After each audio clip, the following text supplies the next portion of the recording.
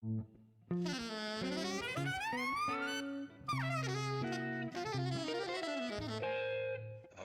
Jazz.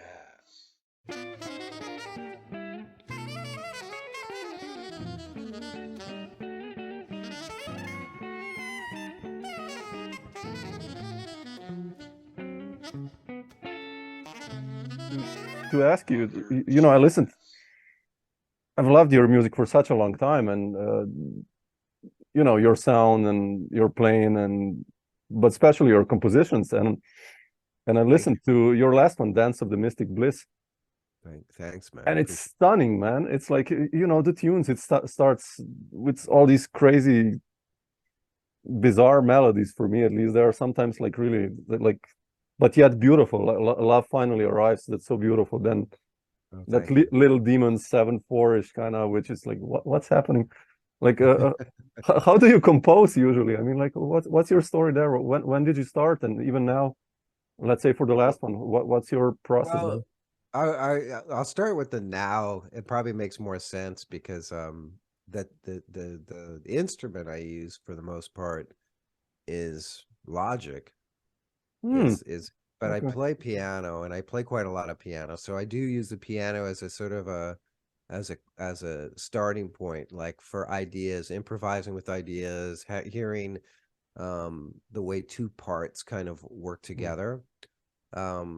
Certain harmonic things I flesh out on the piano, but for the most part, when I get into writing and I have the access to Logic, and it's gotten to the point like with my brass record, I could add articulations, and by having the freedom of kind of creating the essence of a human being playing behind a part, then I got my friend Marcus Rojas or a Stephen Bernstein or someone like that. I know, okay, I don't have to add all the inflections or the personality in this. I just have to know that's a melody that they're going to do something with, or that's a even more simple a theme, or even an intervallic thing, or the improvising is completely open.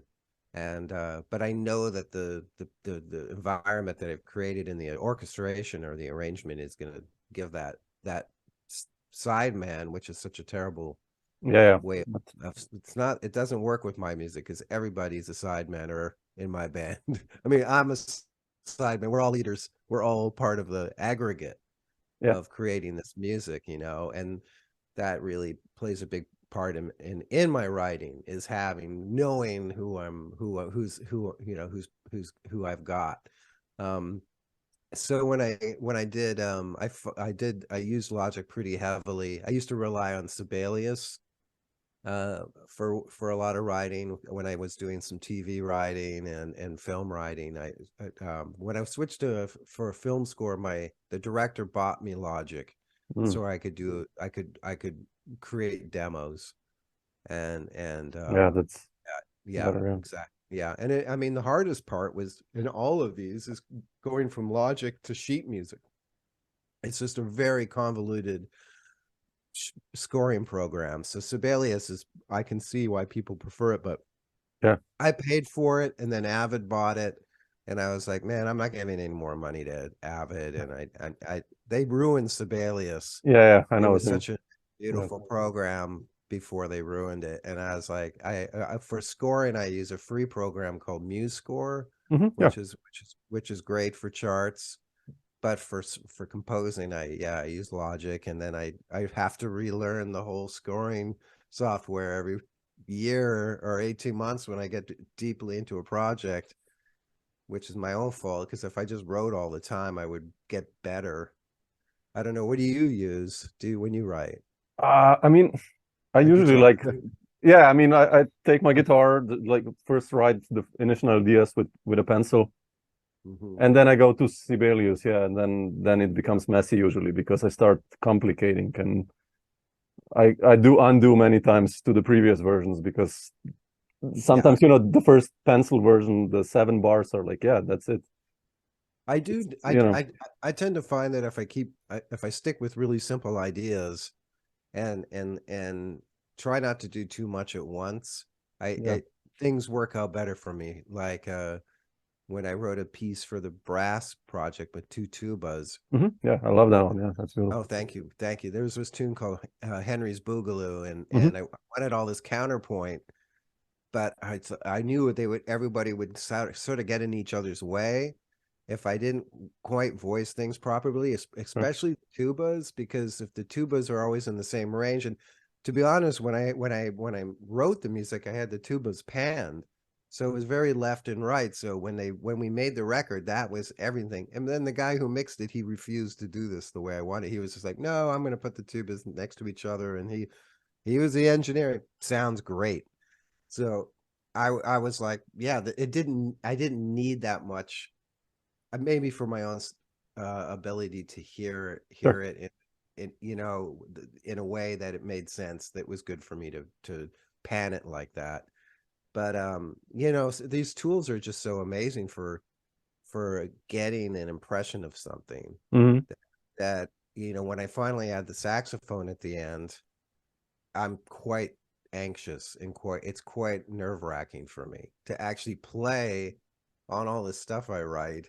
And then I haven't been actually playing along to the it's not like I'm playing along to the Logic things. I'm constantly tweaking them and improving them and adding things. And that's how a piece like Henry's Boogaloo, like, by the time I fine-tuned it and get all the things, perfectly placed, I want to enhance the song. I still want it to be a memorable composition. And briefly, just to say about with the Dance of the Mystic Bliss, you mentioned Love Finally Arrives. Yeah. I wanted that to be totally improvised on the saxophone. So, and I was inspired by Stan Getz's Focus, the first track of Focus, and that creeped into the brass album at one point too. This idea of me making myself improvise with something, an environment I've created. And I was just glad that when we recorded both live with the group and when I did overdubs, because I did do some overdubbing with that album, I realized that it was okay for me to use the studio. It was pandemic. Yeah. It was 2020. I'd been playing alone or with people online, so much that I was just like, okay, I'm not going to go into this with some kind of purist. Every note of this is, I also didn't want it to be clinical and overproduced, and I wanted to have that sort of rawness and of what pure improvisation is. And I was purely, I did that solo in 2 parts, but it's a 7-minute solo. It's a long solo, and I knew where the arc was, so I got the first half, then did the second half, and both of those are complete takes. They're not like I was in there, fixing notes like Pat Metheny or someone else does. Oh, sure. I mean, I hear. Not that there's anything wrong with making no, yeah, but record. I know what you mean. Yeah. I did probably fix some clams or squeaks or squawks, but for the most part, making those tracks, I was very comfortable in the studio, despite it not being the greatest room in the world. But I liked the engineer, and I felt really comfortable with him in that intimate space, where some engineers make me really anxious, but sometimes and even piss me off while I'm trying to finish, maybe, like I remember on Combobulate, I had to do the soprano solo separately for a song called The Strange Affair.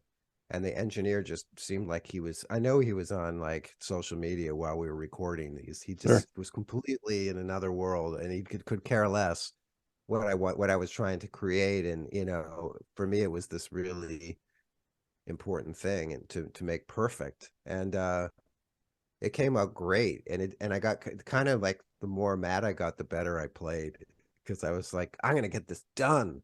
Like, enough of this, man. Come on, man. Come on, Blake. Let's get this done. You can't, and there's something that goes back to, how I was when I was young, and there's a certain gravity with the frustration that occurs. I don't know if this happens with you, Sure. with the practice, Oh, trying to do something better and get to the next level and all that. It yeah. never goes. I mean, I have a problem that I get sick of myself. That's I don't know that when you're on a long tour or after 2 weeks or 10 days, 10 gigs in a row, I'm like, shit, I'm kind of sounding the same or repeating myself, or even though that's your language in a way, right? That's what you do, but still, I'm Yeah, still, I don't know how do you deal with these issues if you have them sometimes? yeah, and it's really hard. I mean, the imagination is something that it can there was one line from my friends, excuse me, I've had a cold, so I'm a little sniffly. Um, Marcus Rojas, when he was with Spanish Fly, they were Hmm. playing with him and Bernstein and David Tronso, and at some improvised festival in Europe, and this Russian trio got up and just just played their asses off, played this amazing set, and then they got up, and he said, "Yeah, we sounded like a rusty wheel and like an like an old windmill and like a dying car after them." My God. And then the Russian guy, one of them comes up and shakes Marcus' hand. He says, "Yes, improvisation, very, very optimistic. Improvisation, very optimistic." And I I just love think that's the greatest. That's such a great it. line, and it's so Oh, classic. Like so good. that sort of dark Russian humor is so Good, refreshing. And good try, US friends. yeah, exactly. So I mean, yeah, I try not to get. I used to get very back to what we were talking about. I used to get very frustrated when I practiced. I even I broke a lot of reeds and punched a lot of music stands. When I just could had a hard time getting over these little Mhm. hurdles. And Yeah, but as my years have gotten better, and now that I'm a middle aged veteran, as some writers kept referring to me in sure, these definitely. reviews recently. I think I trust my ears a lot more, but I also don't worry as much if I don't necessarily play what I hear, and Yeah, it somehow gets ch changed by maybe what someone else is playing or whatever. I don't get stressed out by it. I just sort of let adjust and try to make something great yeah, happen with that.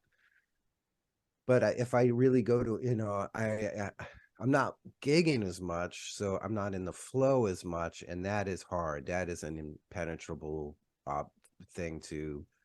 You got to play all the time to be in the flow. I mean, of course, that means you do repeat yourself and you get stuck. sure. But it's better to be in a flow where you're playing 10 gigs in a row or 10, a whole bunch, than playing once a week. I mean, when you play once a week, every time you play, it's fun and it feels fresh because you're like, Yeah, I'm yeah, not sick of your stuff. But so they both have. There is something wonderfully refreshing about taking a break and coming back to playing and hearing things in a fresh way. But I do think that it slows down the evolution of the artistry of your artistry developing. And I practice all that, an instrument or play music no matter what. I'm not touching the saxophone, it doesn't mean I'm not playing the piano or a sure. flute or sometimes just even listening to some new music and Yeah, kind of keeping my ears alert. um that really helps me a lot. I'll say this one thing. I do a hotel gig with somebody I really like. I really like his drumming and his playing, but he has a kind of a certain set of songs that he likes to do. And I think he could do the same. He could play the same 15 songs for the rest of his life. I mean, it's just not a thing for him. But for me, it drives me crazy. And sure. so I'm constantly bringing in new tunes and introducing new tunes, and he's cool with that. But we'll go a couple of weeks go by, I might not do the gig, and I come back and he's back calling that tune from 3 years ago again, and I'm like, really? Like, we've played all those Wayne Shorter tunes, and you really want to play that Elvis cover again? Like, you don't want to play a Wayne Shorter tune? Like, and I don't know. That for me is part of it. That I love, playing new music and bring new stuff all the time. you know, Yeah, and that's how all my albums are. Every album is a different vibe, different. yeah, I like to think of myself as a storyteller, definitely. Yeah. and you know, each song is a little story, and you know, I hope the listeners, you know, experience their own inner dialogue or in their own emotional experience with the song, even if it has nothing to do with what I was thinking when I wrote it, you know. Yeah. No, no, I Yeah. love that with you, that you know, you did the brass band thing, and then the new one. I was like, man, that's different, you know. Even though it's you, it kind of compositionally, it's still, of course, it's you. But just the music wise, it's like, how do you decide for a project? Like Well, where yeah, to get an idea, where to go? I mean, those releases were backwards too, because we recorded Dance of the Mystic Bliss. I wrote it and recorded it in 2020, yeah. and then we mixed it in early 21. And Combobulate we didn't record until January of 22. Okay. So and I wrote most of that music in late 21. So I mean, the brass band album, Nouvelle asked me to do it probably in the late summer, early fall, and then we set the date. So I started recording the music. I mean, writing the music and getting really into that a couple months leading up. The Dance of the Mystic Bliss album, I had more time because of the pandemic. I probably Yeah. had a good 6 months to kind of tweak those compositions, and then I kind of realized, I did want to use some pieces that I'd already written and then Hmm. reorchestrate, rearrange them. But like Merle the Pearl and the Meadows, um, Cleopatra was already written for that group, so that one was easy to throw together, and oddly enough, it's exactly the same length as the opening piece. They're exactly 3 minutes and 50 seconds or something. So they're, you know, they're the Yeah, yeah, yeah. the cover of the book kind of vibe. Right. Yeah, and so yeah, rather than ramble on, yeah, I think that kind of answers your question. You know, I mean, I I need a deadline to and then I have to think about the musicians I'm going to have, and then fingers crossed, you know, that nothing will change. But you know, the musicians are pretty loyal once they say yes to a For sure, project, and definitely. they Yeah. know. Yeah. Yeah, all these guys were great. The brass band was harder.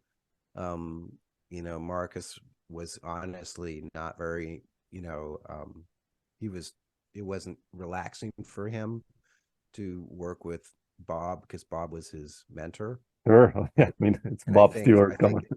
yeah, I think having Bob Stewart there was something that kind of made it even more difficult for him. I don't think Bob thought about it either. I don't know if I have no idea what he thought, but I know for Marcus it was kind of a challenge. So, you know, he actually told me recently when he was listening to it again how much he enjoyed hearing it, and wondering why he made it into such a stressful situation with where.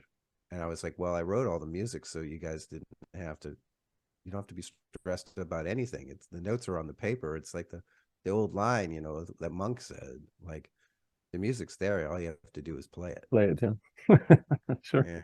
You know, and it's like, I was like, dude, I've been writing tuba music for you for 30 years, you know. It's whatever part you want to play, you know which part is your part. It's like, you know that. So you know, thank God those guys they were so great. And Yeah. you know, I'm thrilled to bits about that record, about how, you know, the band sounds. It's a brass band, and how well Alan Maynard played Yeah. Yeah. drums, He's Matt killing it. Cons sax, Yeah. and you know, the double tuba thing was buoyant. You know, people think it's going to be this kind of big, plodding elephant of a. It's like, not those tuba players. They're like they're those elephants have helium in them. I mean, Yeah. they're Exactly. Yeah. big. They're big, yeah, but it's light, you know, and that's the thing about tuba, unlike a bass where you know, there's this space between the note being attacked and the actual sound coming out and moving the air through the tube and Hmm. all that.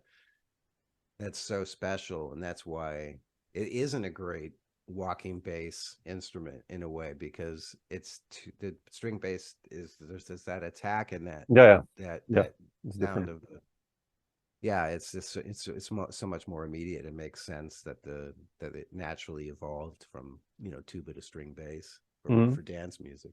Sure. Yeah, Yeah, yeah. yeah, yeah, definitely. Michael, I wanted to ask you, when did you, you mentioned someone said you're a veteran of the scene, which basically you are.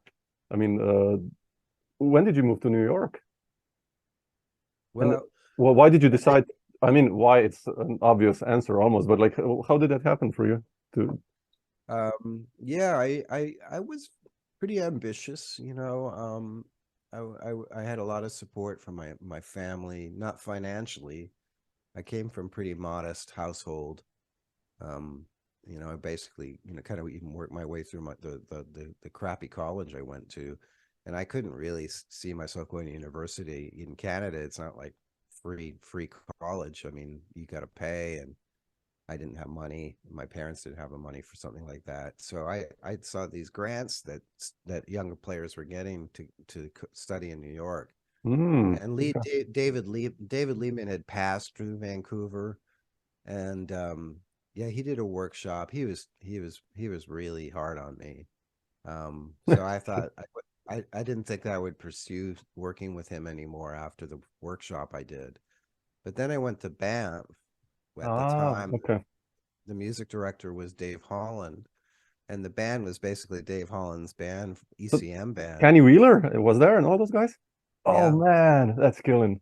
yeah, and I mean Woo. Kenny was an unknown superhero of Canadian Yeah, I mean, musicians. I mean, he's being one of my heroes. Yeah. and I think the Brits kind of feel they own him, but he is a Canadian.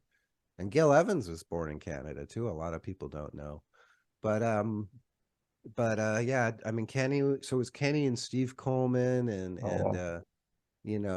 Julian Priester. The drummer was Smitty Smith. Maybe, yeah. He had Eddie, I think Eddie Marshall before Smitty Smith, and then the second year Smitty was there. He was always wearing a suit and tie. It was weird. He was very he'd really gotten suckered into the whole Wynton Marsalis, like, but yeah, I can kind of get that. They Sure. wanted to be dignified, and he looked very uncomfortable compared to everyone else, but he certainly was dignified. He sure could play in a three Oh piece. I was like, man. yeah, I mean, he did. The suit was definitely not getting in his way. He's the guy who could play the drums like I never heard anyone like that before in person. I heard some great drummers growing up. I mean, that was the other thing, not to go too far off, but my mom encouraged me, she got tickets to concerts, and I saw Benny Goodman Hmm. with a very good band with Buddy Tate on tenor. I saw that Dave Brubeck with Sons, and Dave Hmm. Brubeck was playing fantastic. And the band was kind of a weird kind of fusion version of the Dave Brubeck band. I think Jerry Bergonzi may have been in that on that gig. Oh wow. Yeah, but I was very young. I tried to see Art Blakey and the Messengers with the Marsalises, but I couldn't get in. I was too young, and they wouldn't let me in. I saw the best thing I ever saw outside of Miles Davis a couple Hmm. times was a Pablo jazz tour, so like a Jazz at the Oh yeah. Philharmonic tour with Count Basie's orchestra, Ella Fitzgerald, and Oscar Peterson trio, and that was what probably some of the most amazing music. I knew I was into something I was only 15, something like that, 14 or 15, but it really spoke to me. I really got it. And I remember seeing Ray Charles sing America the Beautiful at the beginning of a boxing match or something on TV, and I knew right away I loved, African American soul and jazz music. I was completely riveted by that. But Hmm. there weren't a lot of people on that level in Vancouver. There were a couple of Americans that had moved to Vancouver. Errol Gardner's brother lived there. Oh, oh. Linton Gardner, really good pianist.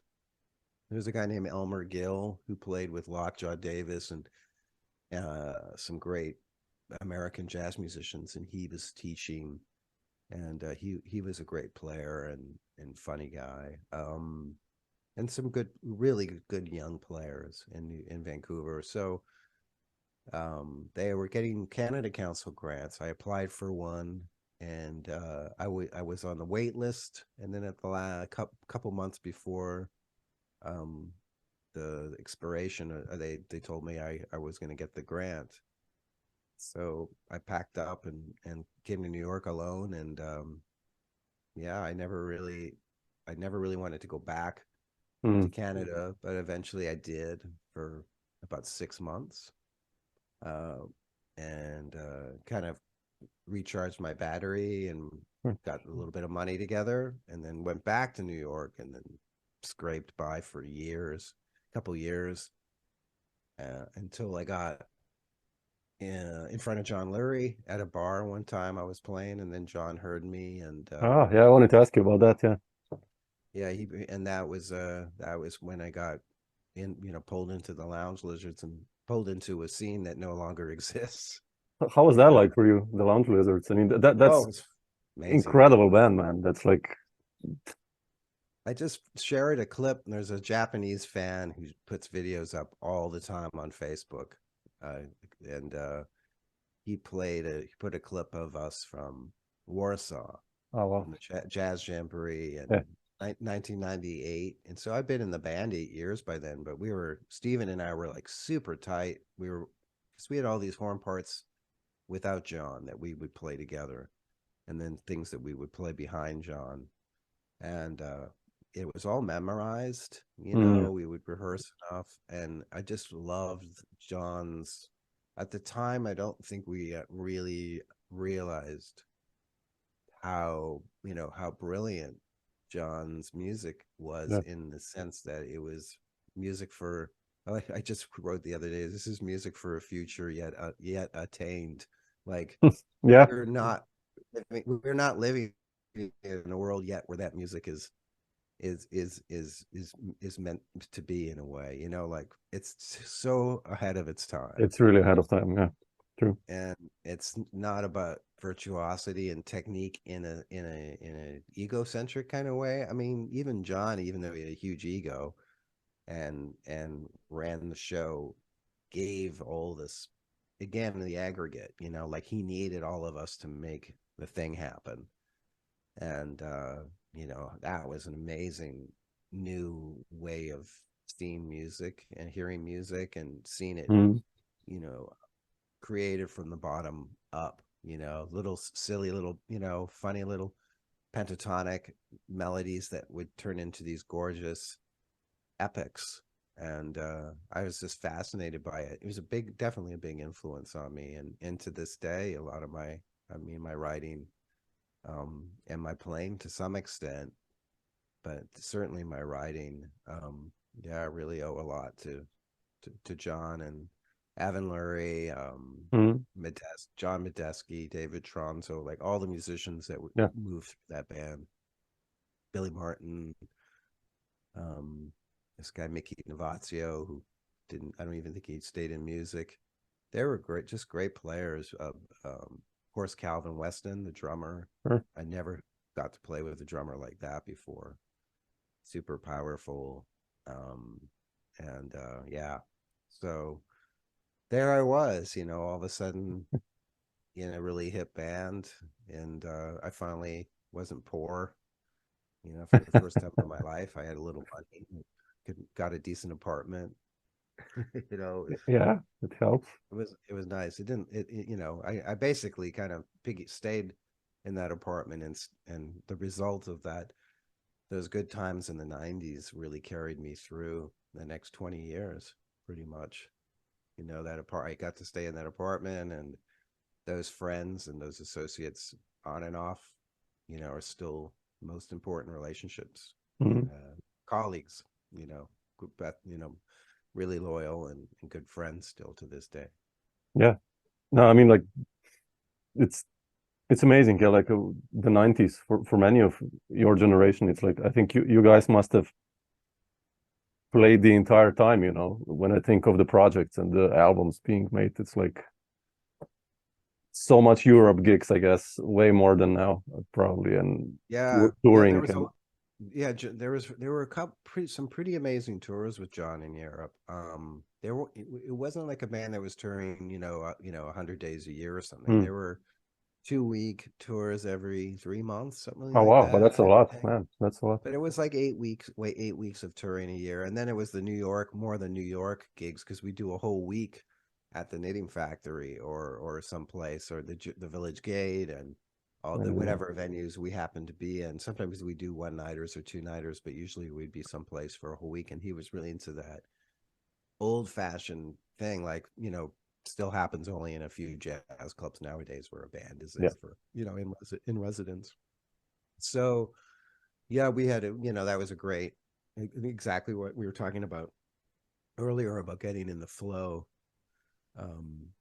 But all things come to an end, and I was fortunate that a friend of mine, Luigi Santosuoso, who was a super jazz fan from Italy, he started helping us get tours going in Italy. So as the Lounge Lizards thing, came to an end, and I put more focus in on working with Ben, Allison, and creating my own bands, which is when I started Blake Tartar and Slowpoke and things like this. So I had bands the whole time I was in the Lounge Lizards. I had some cool bands playing in New York, but even when we made Kingdom of Champa. Yeah, I wanted to ask you about that. Yeah, how did that one happen? I mean, what's the story there? Like that was a real 90s kind of a project that came out certainly out of being with the Lounge Lizards, because I've got a bunch of those guys on the record. Yeah. Tronzo, Billy, Brian Carrot, and Steven. And then I used a cello, which we also had in the Lizards at the time. And the additional instruments were that I used were, there was a drummer, Scott Newman, Tony Shure on bass, and I had this cellist, and percussion was Billy. Yeah, it was, and having that it was a 10-piece group. Yeah. Really, really, that album was, to me, I mean, I still think it has legs. I think it's one of those records that is probably one of my best records. Tio Macero produced it. Yeah. And I think that connection to Miles that I felt really deeply in tune with, which was, the thing with being in New York and being a saxophone player at that time was there were lots of great saxophone players coming up. There was a lot of masters were still around, and so there's Joe Henderson was really active and prolific at the time, of course, Wayne, and a couple of others on that level, Pharoah Saunders, and I can think of Archie Shepp. There were some of those guys. Stan Getz was even around. I think some of that. Excuse me. And I didn't really know what to do as a saxophonist. I know if I just made like quartet records, or if I made another record like a Blue Note record, it just seemed to me like a total cop out. Yes. And kind of would have been a like a crime against my better nature, and also a front to the sort of process that I was going through as a Lounge Lizard, and even as a member of the Jazz Composers Collective, which was about creating new music.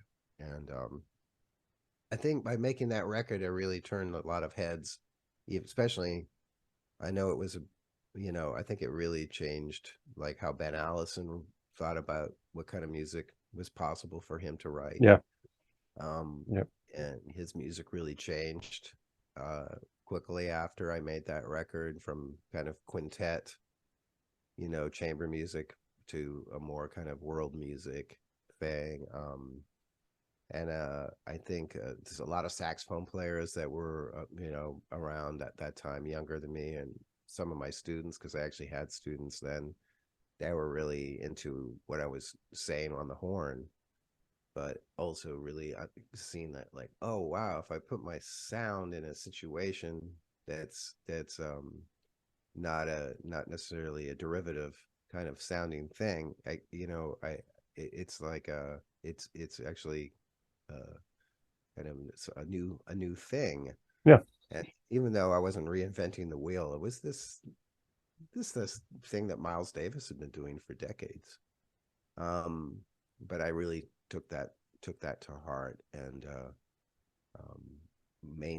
trying to maintain that throughout my career, much to the detriment of my career, really, because people want a brand, and they really want you to just kind of make the same thing over and over again, that the way they like it, especially musicians. Yeah. So my music never got popular with musicians Interesting. and saxophone players. And I did shred and play a lot of horn on these records, but my second record is a really good example of me being kind of shy and hiding behind other musicians a little bit. Like drift you mean, right? Yeah. Yeah. That's a nice one also.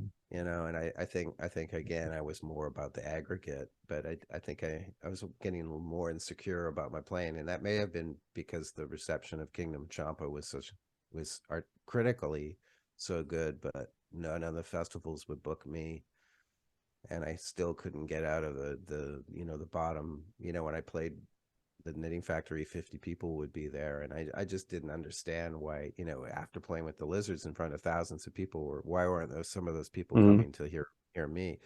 Well, I did even get some support from the New York Times and big papers and critics and stuff, but that just didn't happen. And I think by the time I got Drift out of my system, and I did a quartet record, I was like, oh, I better make a record where I'm really blowing, and that's when I made Elevated. Yeah.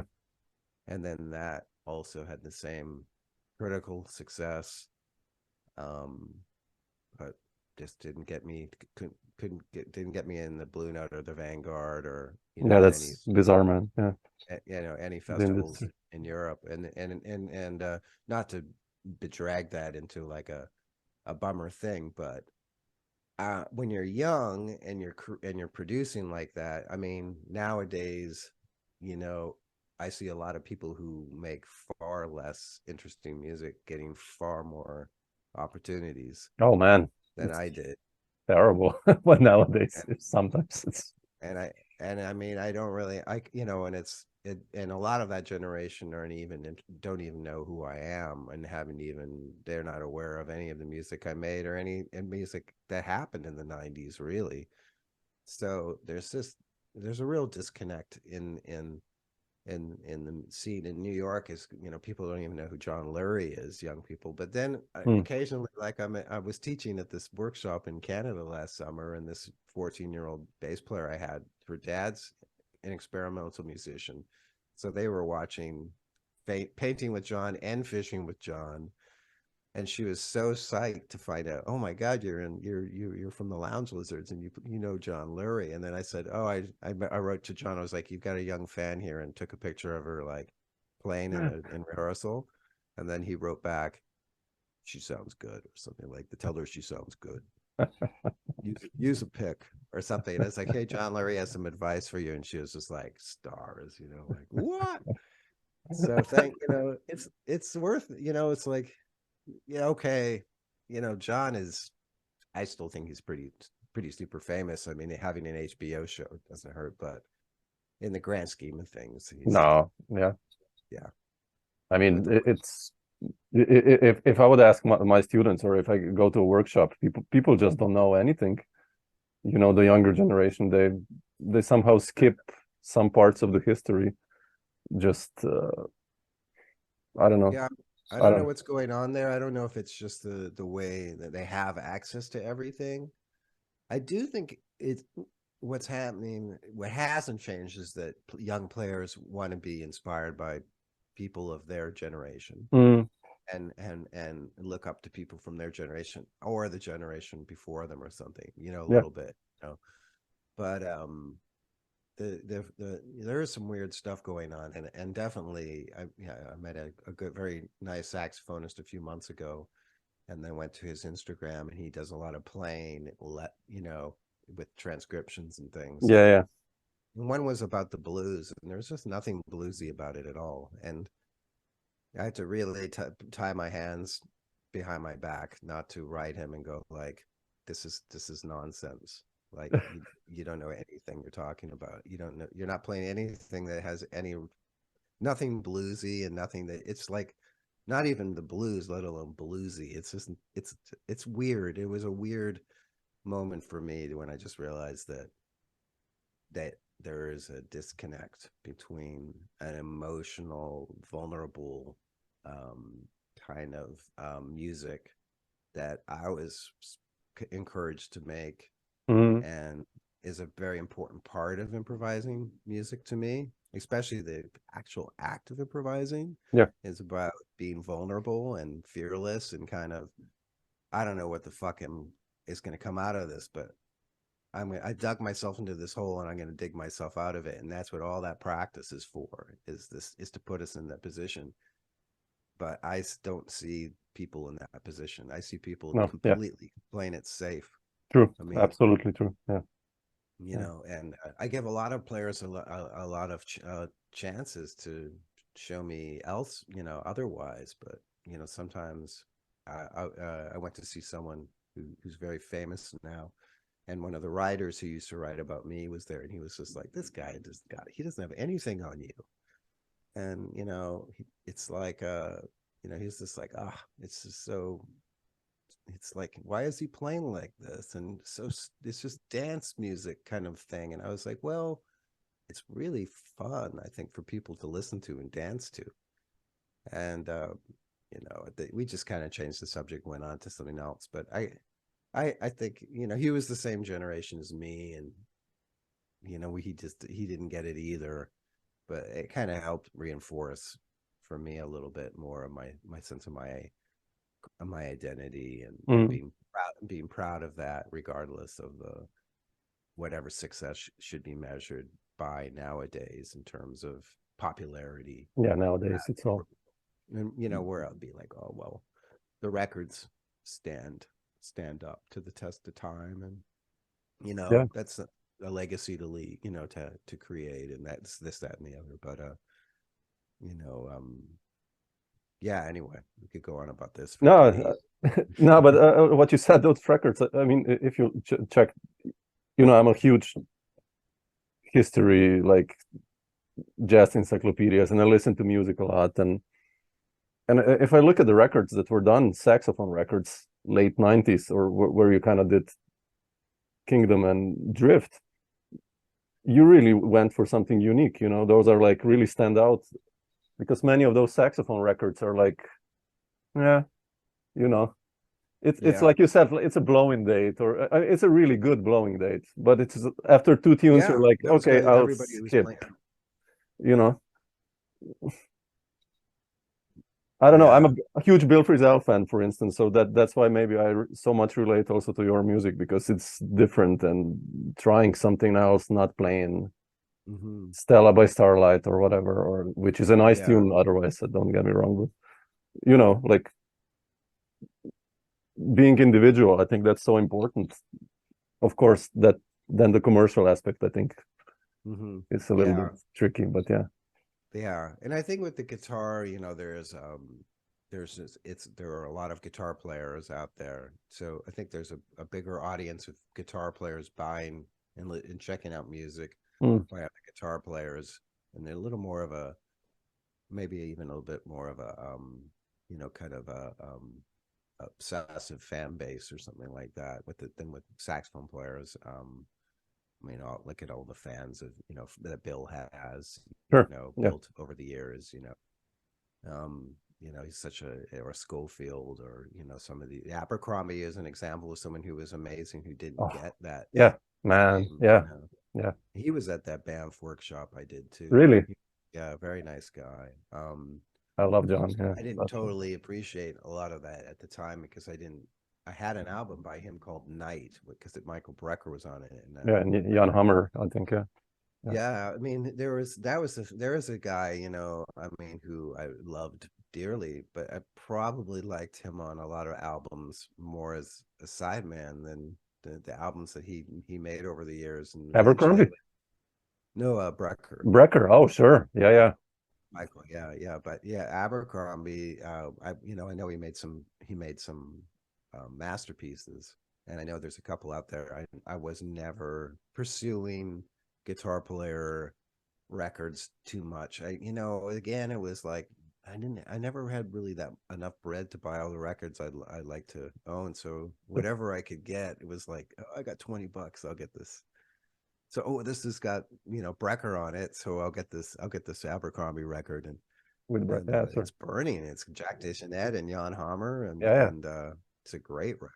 Yeah, I really like that record, and I remember this one really fast tune they play on it. I can still hear the head. There was some Steps Ahead things I really liked. I got really into Brecker. Really? Oh, wow. And he was a big influence. And in the Lounge Lizards, there's some things earlier on in the early 90s where I could still try to play some of those sort of fingering things and Breckery, and even a little bit of that sassy kind of way that he hit a note. Yeah.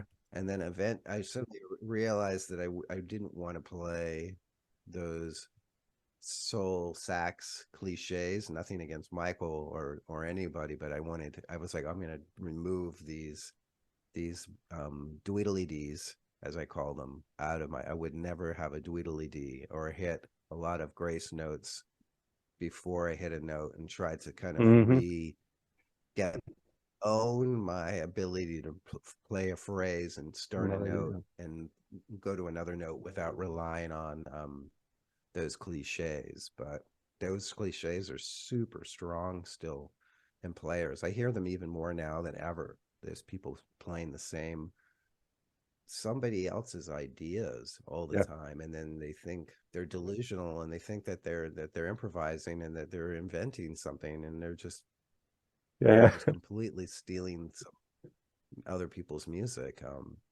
It's not stealing, right? It's not the right word, but the influences are very the thing that I wanted to kind of weed out of my playing is prevalent. I mean, it wasn't like I knew I wasn't going to change the way saxophone players played, but I knew I could change the way I played. Yeah. And there are lots of saxophone players who play those things and they sound great doing it, and it reaches people. People really react well to it. So, hats off, chapeau, as they say. It's like, but yeah, I just couldn't be like anybody else. I really had to be my own person, and I came up with ways of vocalizing with the saxophone and using flutter tonguey things, and trying to figure out a way to play every note with a different fingering so I could get these different colors. So it's like there's certain notes like it's exactly with the guitar, like an open string, closed string, and I like Gabor Szabo a lot. Some Gabor Szabo stuff from an album by Chico Hamilton called El Chico. Sure. Probably the best Szabo ever on record. I think he's killing on that record. He was amazing, yeah. And I love the way he uses the drones and the play one note but with an open and closed string, so that and Frizzell, I think, really took some of that in. And I mentioned that once to someone, and they were like, oh, I don't really know about that. And then they actually read a review with Frizzell where he mentions that Szabo was a big influence. So it's cool. I guess in some ways, as a saxophone player, I was sort of trying to think of it a little bit like a guitar, but without pedals. So I didn't want to use pedals, but I knew that there were other saxophone players starting to use the EWI and pedals and things like that, and really well. And I was like, okay, well, I'm just see how many weird sounds can I get out of this thing. And I sort of would see the saxophone. When I'm with my students, I'd say, hey, you're playing, this is the great instrument of the Industrial Revolution. So it's as much as almost a steam train, or like some kind of, something for sewing, it's from this machine age instrument. So yeah, I'm still really attached to that exploration Yeah, of the that's beautiful. instrument. Yeah, Yeah, yeah. yeah. It's a fun instrument to play. Oh man, I believe I never tried it. I'm still Oh, learning. it's easy. Dave Liebman told me a monkey could play it. Oh, sure. I don't think he's right about that. No, probably not. AI will Yeah, certainly. they could do it. Yeah, write me a Michael Blake tune. Okay, there you Exactly. go. Like, Right. Oh my God. Yeah. Won't that be just what I need? yeah, exactly. No, but Michael, I wanted to ask you just also this, like you mentioned Ben before, Allison, and you guys established such an amazing musical connection from the beginning. And when did you meet Ben actually, and your story with him? Oh, that's a really sweet story. Our friend Tony Mason, who's a great drummer, he and I had been playing a lot together, and he set up a session. He was going to Manhattan School of Mm, Music, and he set up a session at the school and invited Ben. And I remember the Ben walked in like this rock and roll like leather jacket, and his hair was cut super short at the time, like mine. But it's like before people were cutting their hair short, and almost looked like a skinhead or something. He just looked and definitely was into ska or some ska punk music or something while he was getting into Herbie Nichols and yeah. it's cool music.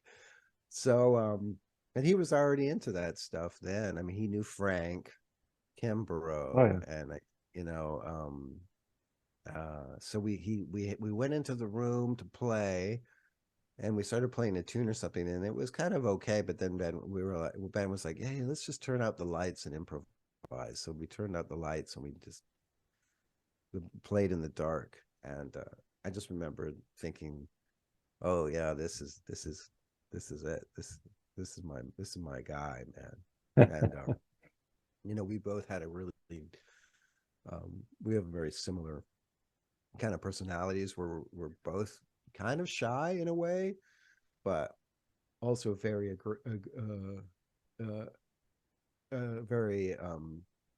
uh, social and very gregarious. Mm, But there is was a very shy side to Ben, and I think music really helped him come out of it. Brought him out of his shell, and yeah, we played a lot back then, and yeah. it was great. It was great. It was a great collaboration, and I think there were other things in the collective. Ben was playing in everyone's groups kind of on and on, but I didn't work with Frank, and I didn't work with Ted, and I didn't work with Ron. Those guys never. Yeah. I was never part of their projects, and so but I would use them on my projects. So that was my MO, was always like, how do I bring up other people? Ben had this, we both were just sort of playing jazz and kind of like, well, where is this taking us? Kind of, we didn't really know. And then that was probably 91 or 92, Already. maybe even Oh wow. before that when Okay. I met him. And then by the mid 90s, he, when I was developing the Champa thing, like I said, I think, he heard that. I remember him saying, like, the way you came up with all these textures, and you remember that was a big word that he used a lot. And I think then he went off and started creating his own imaginary music Mm, with this Medicine project that I think was, that's when I hear beautiful. it now, it's really good. And he's remastering a lot of those records. And I listened to Buzz for the first time in years the other Yeah, day, and that's a great one. Frank is on it. And we lost Frank just over a year ago, so I just thought it was great to hear everybody again. And Ted Nash plays a phenomenal solo on that. And Ted was such a accomplished player. This is another thing. It's intimidating is when you're working with people. He's an amazing doubler. Flute, clarinet, saxophones, pretty good piano player. Great arranger. Mm, He's much more advanced than I am, and schooled, and coming from a family of players that were equally impressive professionals. They play in tune. They can sight read everything. That real musicians.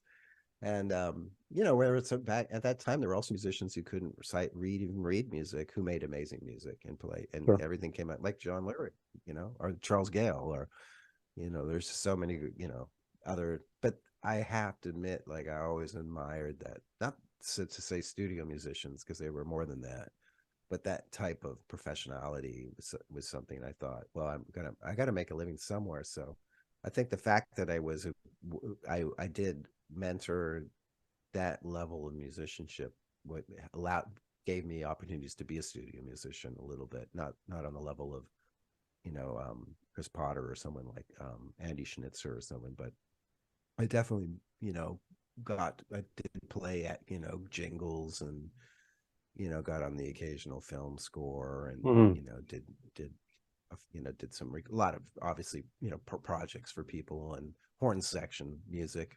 And I played in a power R&B band, Wow. totally the opposite really of Ben's project. And Ben and I both went to Italy at the same time and developed our projects in Italy in the 2000s, right up to about 2010. And then he went in kind of he stopped using saxophone, Yeah, yeah. You and went different. I didn't really, you know, work with him much after that for to this day, really hardly. I did try to keep things rolling with him by doing a trio with Rudy Royston, and kind of put that together. We also did some trio stuff with me, Drake, and then I Really? made Oh, Titty wow. Boom. Nice. Yeah, and I did Titty Boom, that album for Sunnyside, and that was really also, you know, an effort for me to try to stay in and to, you know, keep those relationships going. And really, and I love that record. I'm really proud. And that was an album where I really wanted to showcase my playing. And those guys, they were fantastic on that record. And we'd made it, you know, in an afternoon. It was a real jazz session, you know. Yeah. Here's the tunes, knock it out. 8 tunes, bam, 4 hours, in and Sure. out. Great, you know. Yeah. And you know, that I knew that record was it was supposed to be a traditional kind of sounding record. I was like, okay, I'm finally gonna make a Blue Note record, you know, kind of sound. But I was like, if I do it, it has to kick ass. But you know, in the end, it's not really, it's still my music. I don't think it Oh, really sure. has that much in common with that stuff. I don't, I'm just not very, I get, you know, I don't know what it is about that. I admire that music so much. It's like, I don't dare make records that sound like those records, because they did it so great, you know. And you know, I know why people do, but for me, I think I just can't do it. Even if I try, there always end up being something kind of different, you I know. think just the way you write already this changes a lot because you have such a, it's not that style of writing music. I mean, that's already one thing, right? If Yeah, you know, the so, going back to the when you were asking me about Champa and my process, you know, a big process for me was avoiding head solo, yeah, bass solo, fours, drum solo, whatever, head out. Like head in, head out, the same way. To me, that was, and everyone soloing, like, you know, there had to be 2 people soloing together, or there had to be a handoff of a conversation, very conversational, very much like, well, now 2 people are talking, now 4 people are talking, now everyone's talking about something at the same time, you know, like these very, you know, kind of simple ideas, I know, but when you're actually playing music in real time, pulling that kind of stuff off isn't always, it's never the same live. That yeah, was what yeah, happened that's with, amazing. Yeah. you know, we I got that in Blake Tartar as well. Like there were a lot of Hmm. through composed songs that sometimes they'd come back to the original, you know, themes. Like we would come back to A or something, but a lot when we play live, those guys would, they're really in super party mode too. They're young, wild Danes, Sure. Vikings on tour in Italy on a rampage, and I just try to contain them from getting arrested, you know, and it was hard. I'm not kidding. Those guys were insatiable. And so on the gigs where I'd be all like, oh, now the piece is going to come back to they would just go off into these things sometimes and completely leave me totally standing there scratching my head. And when I think back on it, they were, and the keyboard player said to me some years later, like, oh, that was so generous of you to give us that space. But I was like, oh yeah, but don't you remember? I'd also give you a lot of shit about it, because it was scary. And as a band leader, I was like, no, I've got an obligation to this promoter to bring this thing, and you guys can't just smoke 3 hash spliffs and drink a half a bottle of whiskey and go off onto some ridiculous, almost comical, like Han Bennett type of theatrical. Oh shit. Not just, you know, something out of like you know, like Steppenwolf or something. Is this theater or music or what? It was really crossing the lines and stuff. And now I'm just so grateful. And it's like, well, hell, the band was called Blake Tartar. I mean, I set myself up you know, for that. So, but without those crazy kids, you know, and that was also, you know, something a little different from, you know, Ben was sticking more tried and true veteran players, New York, solid, got people, you know, with names. And here I was playing with these Danish people that no one had ever heard of. But, you know, it got me into over to Denmark a lot. And, you know, I didn't complain about it. I stayed with my, you know, record producers, or met older friends. There were some really wonderful older gentlemen that knew Dexter and Lucky Thompson, and you know, really were friends with those guys. And when they heard me play a Lucky Thompson song, they were just, no one was playing a Lucky Thompson pieces, and even in Denmark, who played straight ahead. They weren't playing those tunes, and they would tolerate all my weird shit and rock influenced things or hip hop influenced things that I was kind of experimenting with, just to hear me play that one Lucky Thompson song in the middle. And that was something I thought was really cool. It's like, oh, we can play this really dark rock piece and then play a really open, like happy jazz song, 1-6-2-5 major happy kind of thing, and then after that go back into an African influence thing or a total improvisation, or, you know, it's all completely true to my you know, my concepts, you know, going back to my Lounge Lizard Spruits and Champa and all that stuff. So, you know, it was a great time. And it was, you know, I was relatively young, you know, just starting a family. Now it seems relatively young, but at the time I was in my early 40s and they were in their 20s. So that's a difference. And I mean, you know, and I had a baby. Once I had a baby, and it was, you know, it was hard for me to babysit them and take care of them on the road, because I was so tired with, you know, being a new dad and everything. But they get that now. They all have kids. They have more kids than me. I think they all have 3 kids, maybe 2 or 3 kids, some of them. Now you should call them on the road, you know, and you should be the opposite. Like, if I take them on, like, yeah, exactly. You know, oh yeah, no, I would definitely be. I'd be like King Kong with those guys. They'd have to tie me down. Michael, I didn't sleep. She was crying. No, let's play. Let's rehearse. Man up.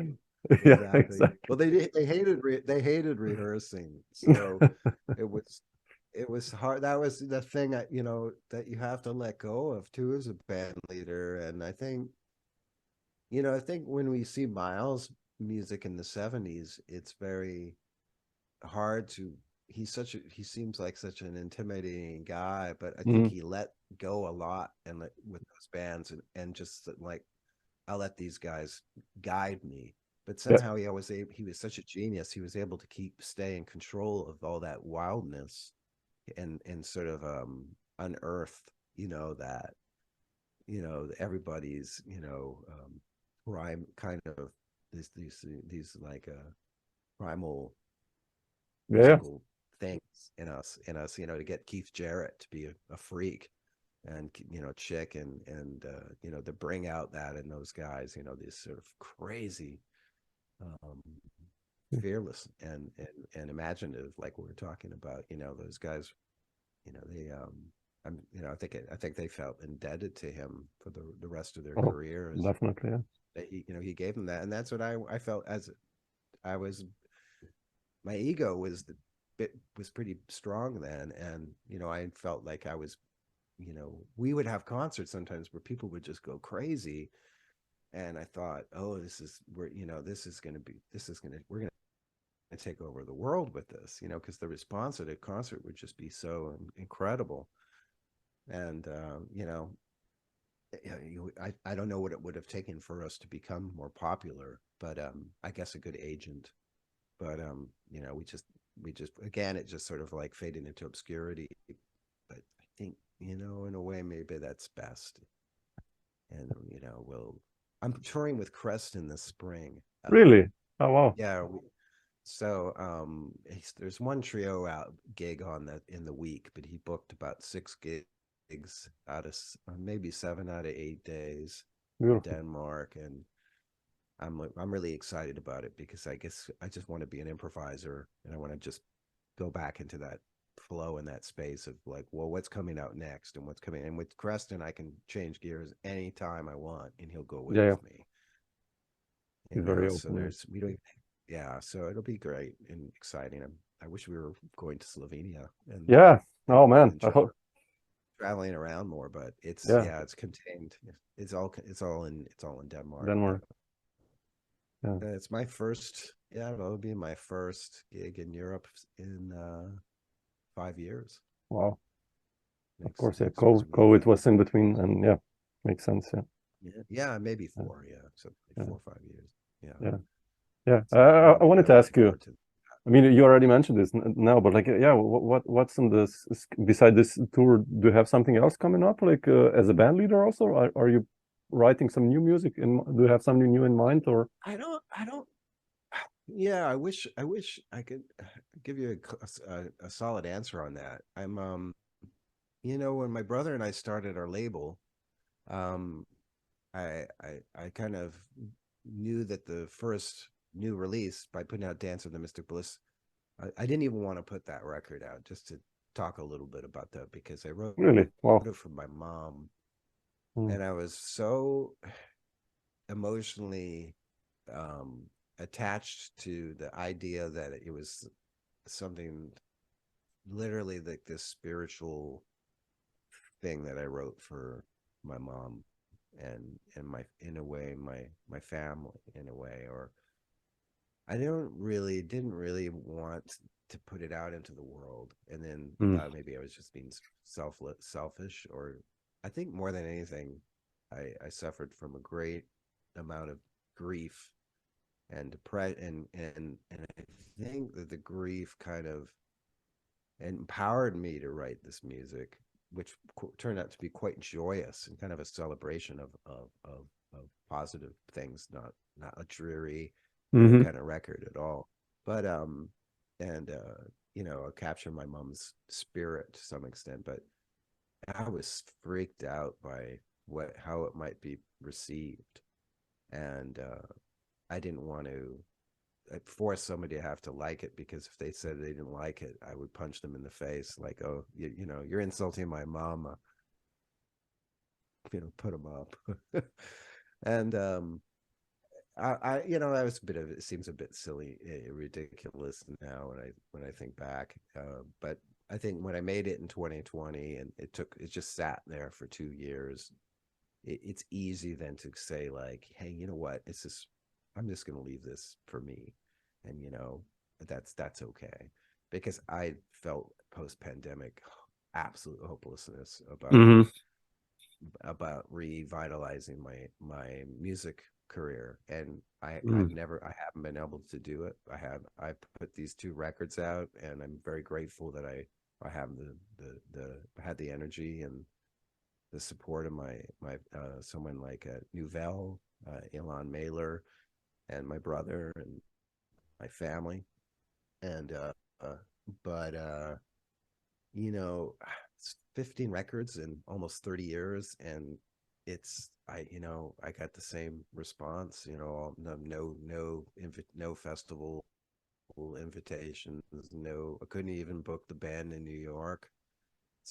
Outside of a friend of mine who owned a venue.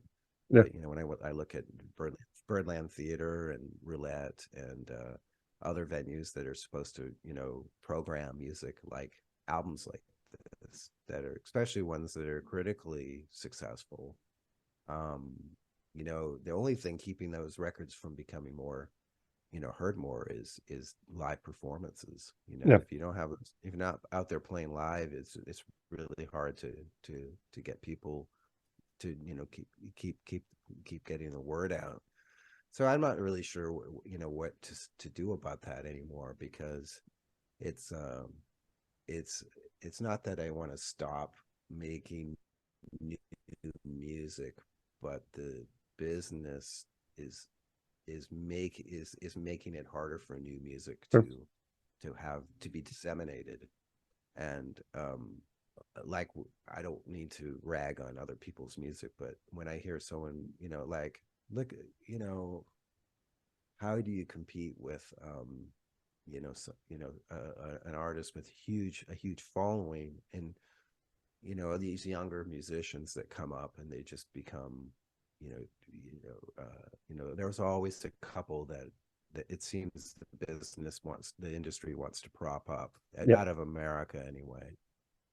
And I'm not saying that I'm resentful I didn't get that opportunity, but when I was in my 30s and making those records that are so cool and unique, it would have been nice if I had a shot at it, and could have gone out and played at Sal Feldon or someplace. Like, he would never Really? Oh, wow, he didn't. invite Wow. me. Yeah. Okay.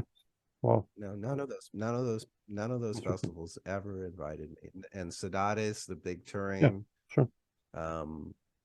agency there, wouldn't touch me. Even after I played with Enrico Rava, I played for Manfred Eicher at a concert, and Rava came up to me after he's like, "Oh, you just played the entire history of the tenor saxophone." I had Manfred Eicher even like hugging me or something. It was just like, and he took us all out afterwards for tapas, and Rava was like, "He's never like this." And I thought, oh, this is great. I'm having such a great, you're meeting this amazing person, and what a great opportunity. But, I mean, even when I sent him Dance to the Mystic Bliss, it was like, I heard he sent his best wishes, but I mean, he could have put up that record, Sure. Yeah, it's heavy. and, Yeah. Yeah. I would have even re-recorded it for someone like that. But it is what it is. It's not like that. It's just that we have such a small world of people that we can work with. My best guy in Canada, who really supported me, he passed away a few years ago. Artistic director of the Vancouver Oh, Ken.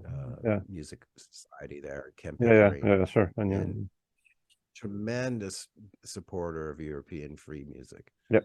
and gave so many gigs to all the European players and New York players and Americans too, of course, and Canadians. But he wanted to present a fresh program and not create just another Montreal jazz Yeah. festival. He Yeah. wanted to, Yeah. and I just admired that he was so great, and I was so lucky I had him, because there were a lot of Vancouver players who didn't like me anymore for not being like sounding like a straight ahead saxophone player, or just doing that thing, and some of them really admired me for that. But Ken, he it was advocated for me, and even if it meant we're not getting great fees, we could still figure out a way to get these tours and go out and play across Canada. I can't even do that. I can't do that anymore. I can't get the interest. So I not to be drag on about how hard it is, but I'm almost I'm in my late 50s, so it's harder to imagine where I want to be. Mm-hmm. Yeah. I as know. I completely understand you. Yeah. you know. Yeah. Yeah, and so, but ultimately I also believe it's up to me to imagine where I want to be and make that happen. Yeah. So you know, I think we're all as musicians are in this dilemma all the time of being comfortable and in a place where we can make what we want, practice what we want to practice. It's like all the little achievements, and but those, when you really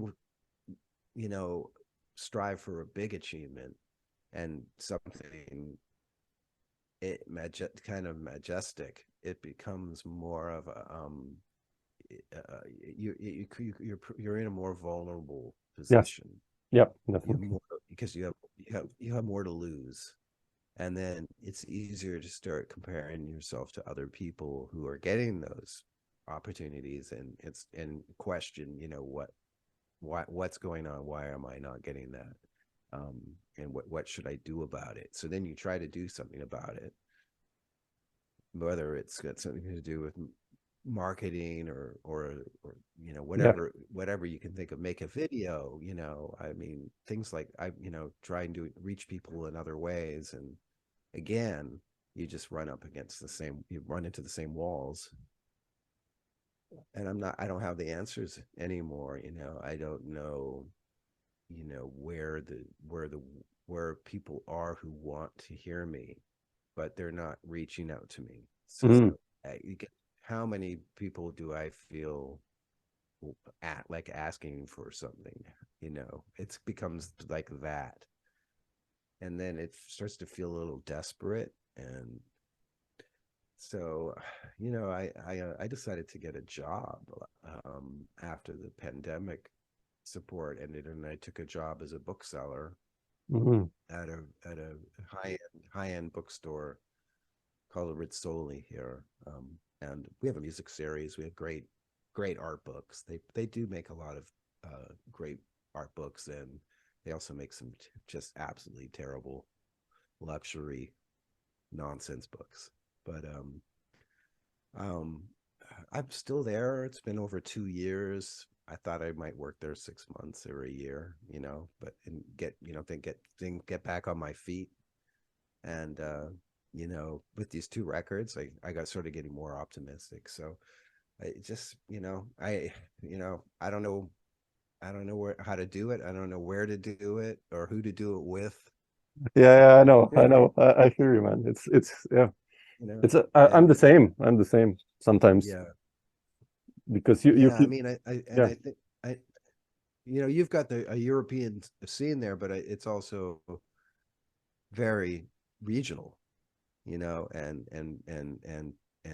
people can be very protective of their regions. Yeah. There's like a Yeah. scene in one place, and they don't want to have players from another country in there or whatever, and understandably, they, Sure. I imagine, you run into obstacles like that all the time. Yeah. I mean, the United States is a big market, so for me, the easiest solution to where I want to do, where I should go, is to look at the market here, Yeah. and tap into that. And I don't want to get on a plane and fly across the oceans, and I'm politically against it in a way. I don't want to create more of a carbon Yeah. footprint and just to play music unless it's worth it. It's really worth it.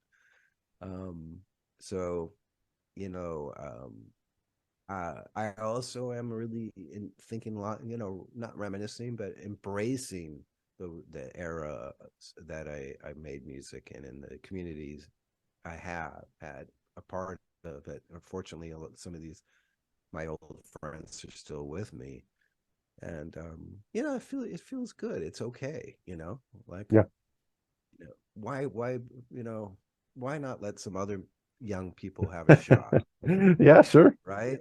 Sure. I Awesome. mean, at the same time, it's like, and so I don't know. It's we'll have to see. I'm not I'm in a better frame of mind now than I was the last 8 weeks, because I was sick, Sure. and I got really I get really down from time to time, if I'm not physically in my best form. But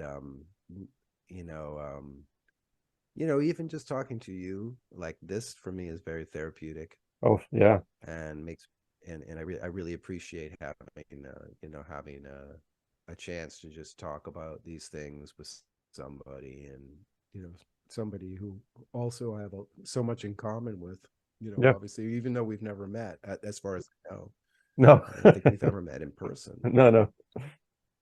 But So yeah, no. I mean, it's like it's funny because I speak to so many musicians like yourself, or myself included, just questioning what, you do an album, you get all these amazing reviews, like you say.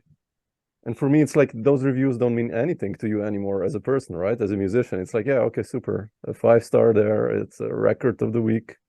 But still, you're not getting those gigs and stuff. But I then just told myself at a certain point, like, okay, I'll just do these because I like writing music. I like playing with people. I like documenting where I am. That's how how I hear many musicians think, how they turn it around, for themselves, that it's not so negative. It's just like about documenting what you do because you love doing this. And I think that's maybe the right answer. Because we're not gonna get those gigs on the big festivals because the music is too out there for nowadays, and still, even though it's not so out actually. So, but I don't know. Yeah, I don't. And I don't know. I don't know either. I think you're right, and I think that is the best attitude. When I came out of the sort of post-release doldrums of Dance of the Mystic Bliss, and I did really I got seriously down a few months after the high of the release, and this sort of feeling of optimism that all these doors were going to open. And then when they didn't, I was like, oh Jesus, now I'm going to really become a bitter old fart. This is not who I am. This is happened. I just started, when people would ask, people don't have that same impression when they hear, when people who are listening to the record or meeting you, and they're, you've made something that they love, Yeah. and they want they want the best for you. They want to hear that you're, that things are good, and you're, what's coming up. And I just said, well, I realized it's really great. It's most important to make the art, Yeah. and True. just keep making the art. Just keep making stuff, And and enjoying the process. I mean, that's enjoying exactly the process of recording it, and yeah. mixing it, and the dissemination is, at least we have the independence now to be totally ripped off on our own terms by DSPs. True. It's you can license the record to a label for 5 years, Sure. and they can pay for the publicity, and 5 years later they'll give you your master back, and you won't make any money probably from that, but hey, it saves the headache. But even better is you can just start your own little LLC company. Exactly. Yeah. Make a small batch of vinyl, whatever.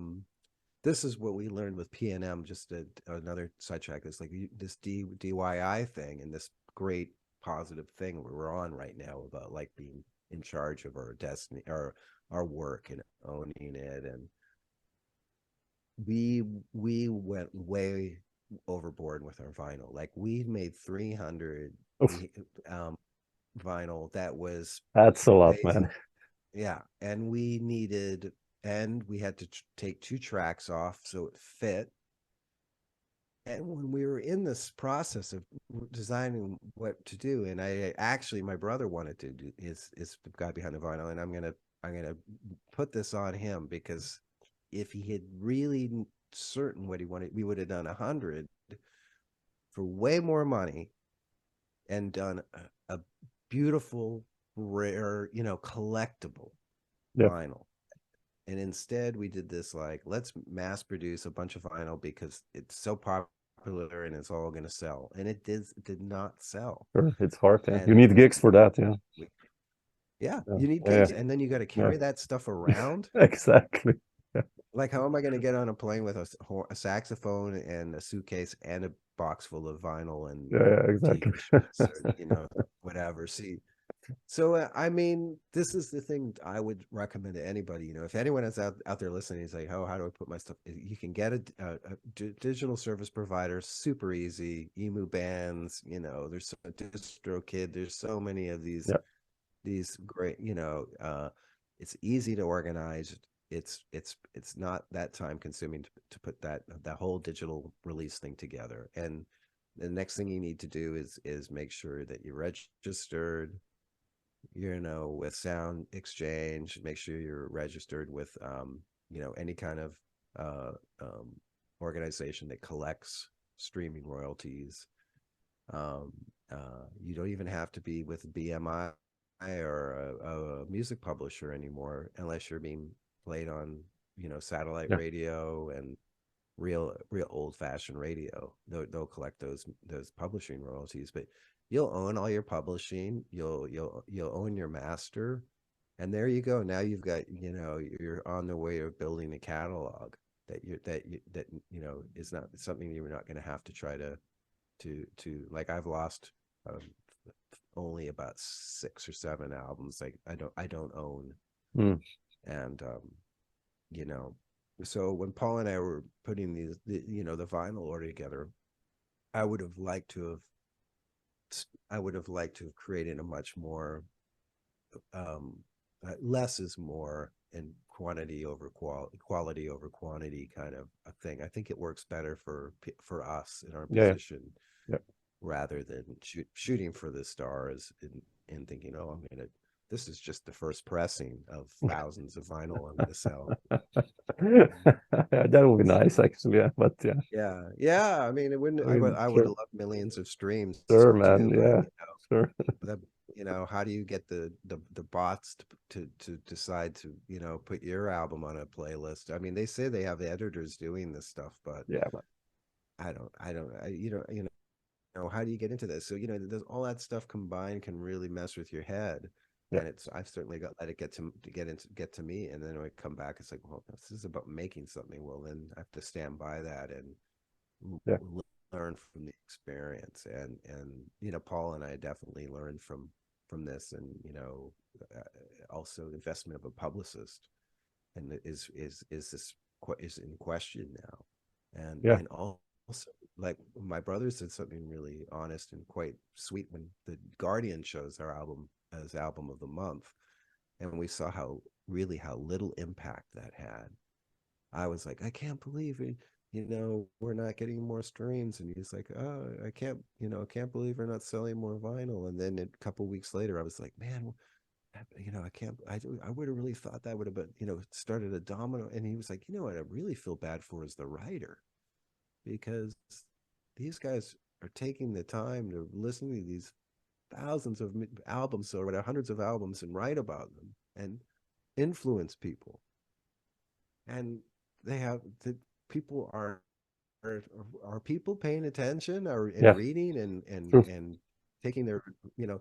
And so I mean, the journalists really are I mean, they're kind of the first ones on the chopping block right now.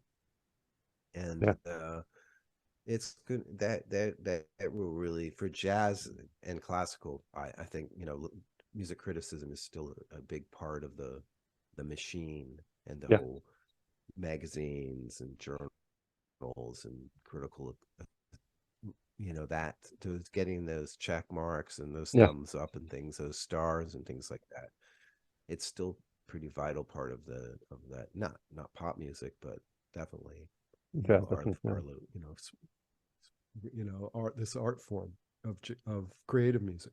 I should say, not jazz, because it goes far beyond jazz. And, you know, I just I don't know what to, you know, I definitely feel empowered by being in, you know, in control of my I guess my brand to some extent, and you know, having a home base for my stuff. That's good. All Yeah. my records. Yeah. Yeah. Yeah. That's And definitely you know, important. it's a great thing. And I've been thinking about, you know, making a trio album of improvised music, and Yeah. I'm floating that around with a trio, and I'm also considering making some recordings of on piano eventually. Oh, okay. You know, so some other things that would be more like not just direct to audience releases, like me playing my songs on piano, for example. Yeah. Something like that. Not something I'm ready to do today, but I'm working towards it as I'm trying to improve my piano playing, and you know, it's something I'd like to do eventually. But you know, at this point in time, you know, practicing, you know, playing the flute and getting better on the flute and piano are kind of my favorite things. And the saxophone is being kind of a little bit neglected. But I don't know if do you go through spells like that too, when you Oh man, you know, yeah, sometimes I just play, you know, the 12 string and then I skip the electric for some time, or yeah, yeah. I'm like that as well. I had an acoustic phase entire like for 2 years, and now I'm in the electric again, but I like them both. So it's Oh, that's great. yeah, yeah. That's great. Well, you got to send me some music I will, Michael, definitely. Definitely. yeah, please do. You know, even just send me put together a playlist for me so I can. Yeah, I'll send you some Bandcamp links, and if you like something, I'll then send you via Dropbox, or you can check it out. And did quite some stuff. Great. So. Yeah. Cool. Yeah, for sure. I love to listen to both the electric and acoustic stuff. Yeah, I will send you some stuff. So, but man, uh, I'll leave you be slowly, so that you have what is that? They're an afternoon now, so yeah, and that you can relax. Yeah, I've got the But afternoon. I'm gonna go for a walk with my wife while the sun yeah, is still out. It's beautiful, super. chilly day, but nice. Yeah. Yeah. And I wish you the best. I hope you know, it's safe where you are, and things are you know, I know you're you know, it's like it's got to be weird to be living so close to a In war in between, Europe. yeah, it's we're okay. We should not say anything. You know, what you see, what's happening, we're really good. So here it's nothing. Got some refugees and stuff like that. And the economy is strong in Slovenia. Yeah. Yeah. I mean, right? we're quite good now. Yeah, the last few years, I mean, we're kind of like Europe. We're flowing kind of what Germany dictates in a way. Economy wise in Europe, you know, if I think the German economy or in French will go down, then we will also go down. I mean, that's how it is. They're so strong. So, but so far it's good. I mean, in Europe it's quite okay. Yeah. Prices are going up. I mean, that's true for everything, like by 30%. But still, I should not complain. You know, that's important. So yeah. Oh, I like the sweet basil shirt in the background. Oh yeah, that you have. Yeah. I bought that in 1996. I think it was. Oh wow! That's a long time. When did your trips? Is that when you started coming to New York? Yeah, I mean, the first time I went, yeah, it was like 96. I went to Schofield's. I mean, Schofield was my teacher, kind of, and so I stayed like 2 months at his place in Katona, upstate New York. Oh, amazing! Yeah. Wow, that's great. You have kind of a Schofield look too. It's kind of yeah. It's got kind of the beard right now. The beard, yeah. He's somebody I did play with him at a benefit once. Really? Oh wow. Yeah, just in a horn section, sort of playing behind him, and he played a blues, and I was blown away by how loud it was. Yeah, when he played the blues, he really cranked it. It was like he plays quite loud, yeah. And I had heard some blues guitar players play loud like that. Yeah, I was impressed. But yeah, it was great. It was like a real trip to to be on stage with him and Yeah. play. And when I introduced myself, he was like, he seemed to know who I was, and was really I was just so surprised that he even sort of seemed to write. Maybe he thought I was Seamus Blake or something, but Ron Blake or some other Blake, Dan Blake. No, I know he was this was like probably 15 years ago. Yeah, it was about Wow. 15 years ago at this. And, but a bunch of musicians that I've ever recorded with have worked with him since then. And Oh, really? Wow. he just seems like, yeah, a couple guys who were in his jam band Oh, project. Yeah. Okay. Avi Bortnick And Adam Deitch and these guys, yeah. Yeah, Yeah. and Tony Mason played with him, and Yeah. he's great bass player. Whose name I'm forgetting, but see his face. And Andy Hess. Andy Hess, yeah, exactly. Yeah. He was in that band too. But yeah, that's so great. But I'm amazed he was cool with you in the house for 2 months. And you were able to just live in his house for 2 months, and he was. Yeah, they gave me a room upstairs, and he gave me a guitar there, and we jammed like every second day in the studio, and I still have the recordings. I mean, I was green, man. I mean, I really sucked, I think, Yeah. but he took his time, to like breathe, Samo, breathe, take, Oh man, thinking phrases, blah blah blah, and it's so nice, man. I mean, yeah, his beautiful. phrasing is amazing, and Man. that was the thing. When I saw him with Miles, that was what really. He really let him stretch out. It was this concert in Vancouver. It was 85. And yeah, he got Bob Burke was in the band then, but he gave Schofield these long solos that really he really got to stretch out. And then I saw him play a bunch of times with his band, and twice I think he had a quartet with Dennis Chambers. Yeah, that one, Gary Granger, those guys, yeah. Yeah, and I remember seeing that band a couple times, and yeah, his sound was so distinctive, and he was really super influential. I never transcribed any of that language that he had. Oh, really? I think I was. That was the other thing in that era. I was a little afraid of was copying other people's lines, because I thought, everyone's playing those lines. If I play them, then I'm just another person playing them. But it was really more of I think a little bit of I didn't quite understand the linear kind of Lydian.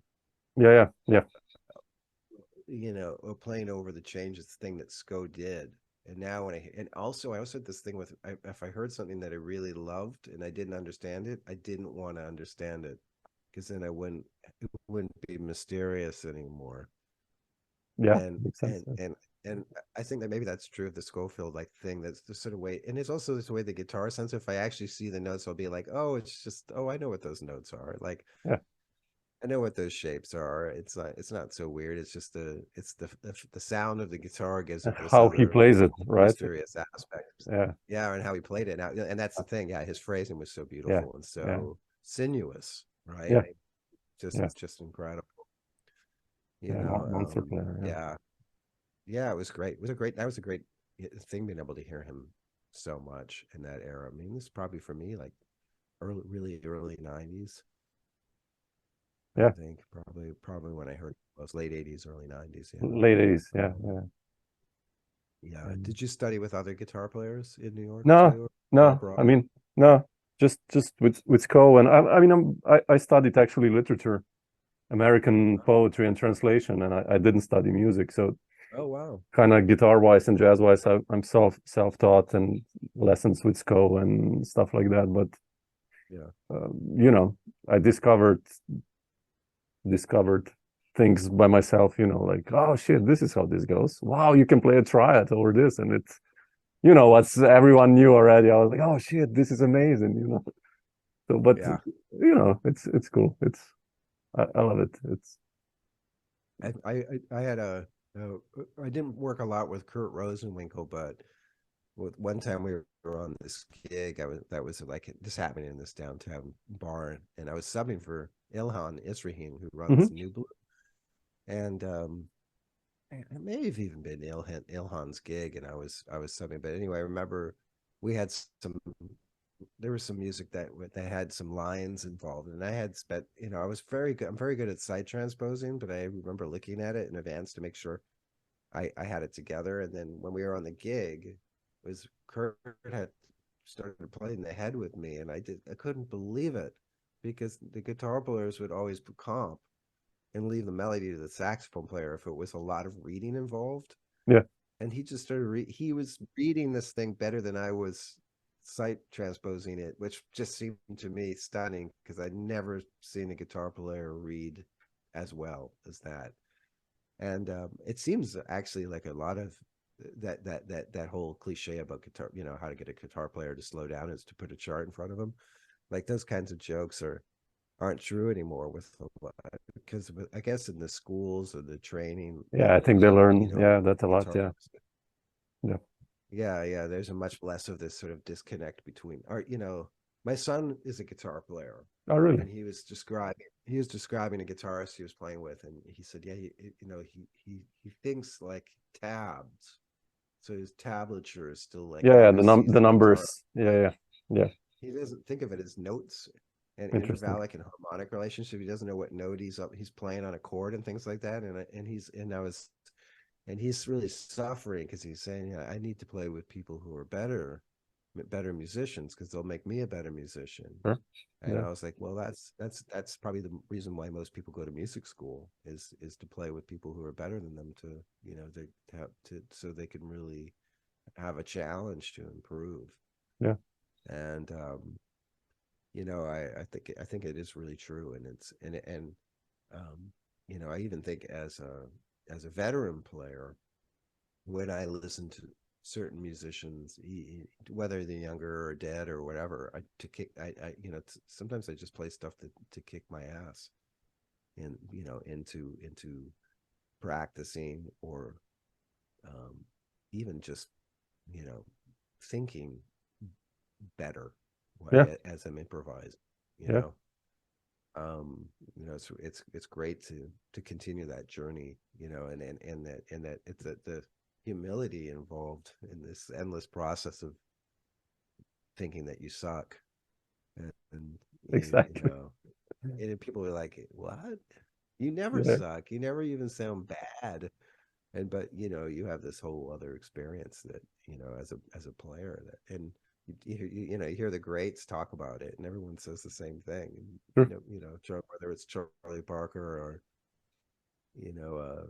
Horowitz. Yeah. It's like bizarre, right? They still have the same, they're still going through the same process. So this is a great universal thing with musicians. And I think no matter how competent a lot of musicians are in their presentation, in the show that they play, inside they're dealing with the same stuff, insecurities and stuff. Yeah, sure. I think so. I think everyone is just wants to be a little better than they are.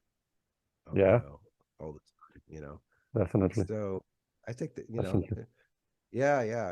gotta make it and make it and don't break it. I don't know, there's some make it until you make it.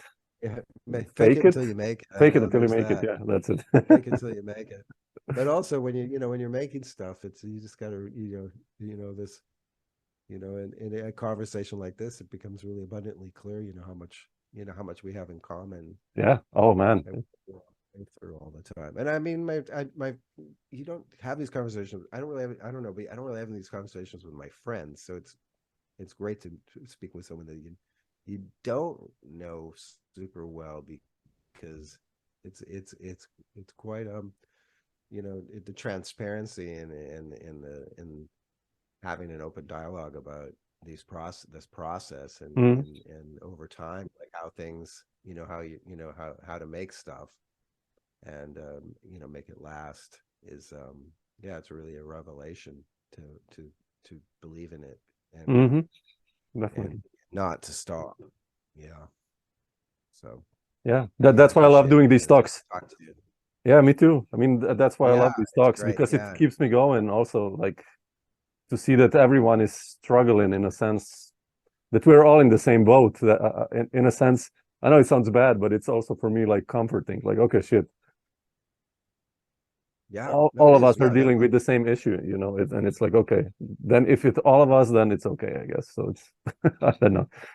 It's no, exactly. You know, and yeah, that, you know, that says it all right there. I mean, yeah, just yeah, yeah, I wish you well on your own goals and projects. yeah. Please send me I will, some Michael, things. definitely. I really And if want you're to in hear. Europe, Okay. if you have a couple of days off or something, drop me a line and maybe you can come here to Slovenia or visit for a couple of days or whatever. So you can. Are you Huh? kidding?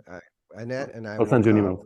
and she will stalk Primoz Roglic until his wife has a restraining order against That's a good the traitor. No, I'm kind of starting to lean more towards Pogacar. He's such a sweet Yeah, young man. yeah. He's such a fucking badass. But He's he's so, amazing, man. He's yeah, amazing. and he's just so kind of he's like a kind of, it's like soup. He's so relaxed. Yeah, I mean, he comes across that way anyway. yeah. As you know, and the pressure is on these guys, and that sport is so grueling, It's brutal, and man. and they're not getting that. They're getting some. I mean, I'm sure he's rich, but not nearly as rich as you know, the best football player or Or basketball yeah, player NBA or player or whoever. tennis Yeah, player. Yeah, definitely. Yeah, compared yeah, to sure. them. I mean, one thing that, you know, on the cycling thing that really bummed me out, inspired me, but bummed me out, was when Sepp Kuss won the Vuelta, Mhm. and you know, I thought, well, this is going to break through U.S. news, you know, because he rode 3 Grand Tours and he's won the 3rd one, and it didn't even make the New York Times Yeah, sports. And I had to go deeper into the mainstream U.S. press to find anyone even talking about him. And you know, then you realize that Sepp Kuss doesn't really give a shit. He probably, the last thing he wants yeah, yeah. is To check. Yeah, yeah. famous. Yeah. Exactly. Yeah, Yeah. So maybe it's, yeah, you know, maybe it's better to be in a little under the radar. yeah. Maybe it's like, Definitely. oh yeah, we're subversive, man. We're cooler that way.